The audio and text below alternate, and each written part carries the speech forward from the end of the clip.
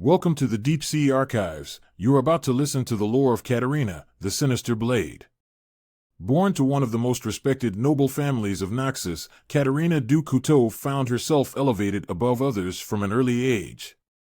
While her younger sister Cassiopeia took after their politically brilliant mother, Katarina was very much her father's daughter, and the wily General du Couteau pushed her to learn the way of the blade, to cut away the Empire's enemies not with reckless brutality, but deadly precision. He was a harsh teacher with many pupils, and notoriously difficult to impress. So it was that Katarina's childhood, if it can be called such, had little room for kindness or rest. She spent every waking moment honing herself into the ultimate weapon, testing her endurance, her dexterity, her tolerance for pain. She stole poisons from the city's least reputable apothecaries, testing their efficacy in tiny increments upon herself, gradually building her resistance even as she catalogued their effects. She scaled the tallest towers in the dead of night, unseen by anyone. She yearned to do her part for Naxos. She yearned for the opportunity to demonstrate her hidden strengths in service of the Empire and the throne. Her first mark came straight from her father, camped with his warbands on the eve of one of the military's innumerable westward invasions. She was to assassinate a line officer of the opposing army, a low-born wretch by the name of Demetrius. Katarina was livid. She hadn't trained her entire life to have her talents wasted on some dunghill barely skilled enough to swing a sword. He simply wouldn't do. Instead of her assigned target, Katarina stole into the enemy camp and slit the enemy commander's throat as he slept. It was a flawless execution.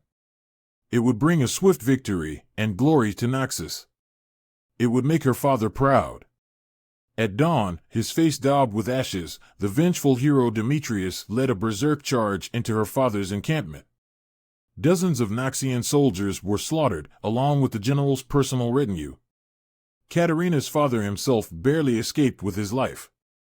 He was furious beyond words, refusing even to look his daughter in the eye. She had shamed him and their family name. The greatest assassins do not seek recognition or glory, he reminded her. They do not expect to occupy a place of honor at their master's right hand. Overwhelmed, Katarina struck out into the wilderness, alone. She would complete her original mission. Demetrius would pay with his life. Even so, her mind swam. Could she ever forgive herself? How had she been so foolish? She was so distracted, she didn't see her attacker until he had nearly taken her eye out. For Katarina's failure, General du Couteau had sent another of his protégés after her, a nameless whelp dragged up from one of the lesser assassins' guilds. But even with blood streaming down her face, the years of rigorous training kicked in, and her blades were in her hands in an instant. 6 hours later, she tossed Demetrius's severed head at her father's feet.